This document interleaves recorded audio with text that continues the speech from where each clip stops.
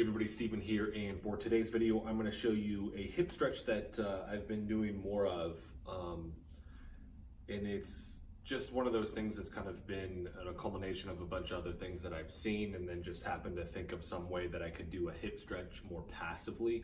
I haven't seen this anywhere else. I'm sure it's out there, but this is just the way that I'm doing this.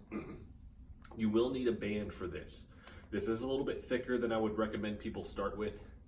Usually a much thinner loop band is going to work, but that's one of the ways that you can scale and progress this. I will say that this is a progression of just a regular hip stretch. So regular hip stretch is here. I have this stacked foot to knee to hip, so it's in alignment, so you're not seeing me obviously dip, and I'm not like this. I have those angles pretty well aligned. I'm here grabbing my ankle, and then I'm just pushing here. I'm trying to stay nice and tall. I can bow forward to get more into that hip, or I can just simply push down, right? If I push down and I'm feeling a lot more in my knee, I might flex my foot and then push a little bit more to alleviate some of that. Now, those same things apply once we do this, but in order to make this passive, so I'm not actively having to push down, we take the band here, we loop it one more time, I step to the middle like this, and we want it on the middle of the foot.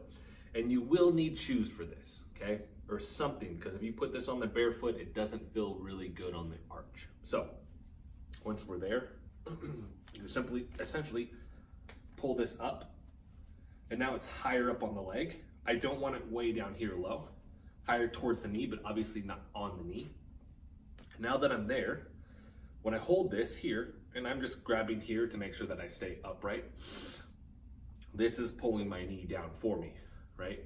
Now I can be more passive and I can just focus on my breathing into the belly. Trying to reset my parasympathetic nervous system so that I'm really going more towards a calm state. I've talked about this before, but when you initially start a stretch, I mean, the first 10-15 seconds, you'll notice that there's resistance from your body to that stretch. Once you get past that, you'll actually feel it give. My hip just did right now.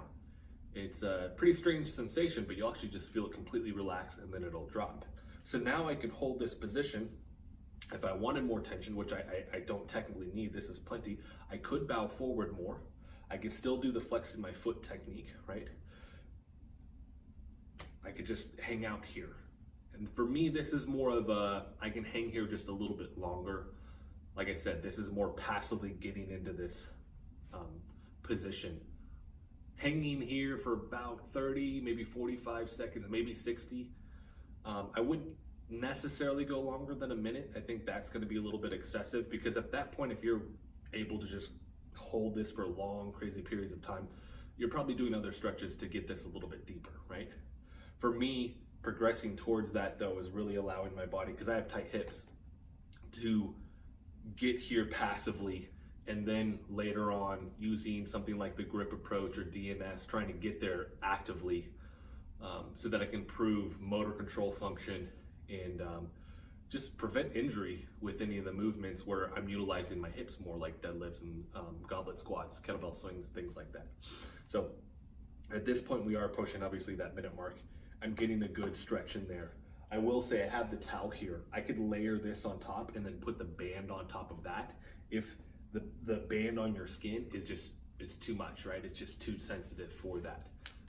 And then we loop out and then we do the other side.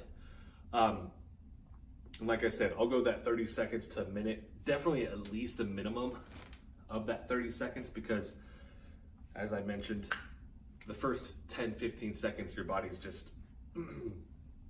really trying to adjust to that stretch and it's resistant to it. I'm trying to stay nice and tall. If I ultimately had to, because I was leaning or something like that and I had to more or less hold onto the bench, I could do that as well. But typically I'm gonna put my arms just right here and I'm relaxing, right? At that point, if I needed to scale more, we might add that bend. We might change the band to go to something that's a little bit stronger if we needed to as well.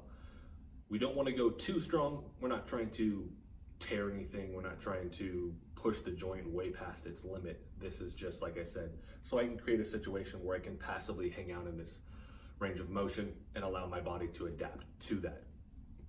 I'll probably do this, especially if I'm going to utilize the hips for the movement that day in the workout. I mean, I'm going to do this beforehand. I might do it in cool down as well, just because at that point I'm pretty warm. And now I can get a little bit more range of motion.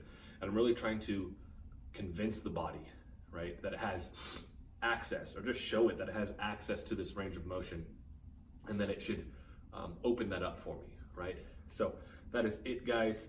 The big thing here is if you have an actual capsule problem, maybe the head of your femur is differently structured, and this is a movement that you're not going to be able to do, you're going to know right off the bat it's going to be way too much, right? Regress. Remember, this is a progression. Just do that regular hip stretch that I showed you. I'll try and find some of the other videos that I have, and if I don't have what I want, I'll make sure that I make those as well and attach those to this, which is some of the other stretches that I do. The figure 4, the shin box, the rotational work there, the couch stretch, stuff like that you can do to help that hip as well as a regression from this. So thank you guys so much for watching. If you liked the video, hit the like button for me. If you want to continue to follow along with all of my content, hit the subscribe button for me. And thank you so much for watching.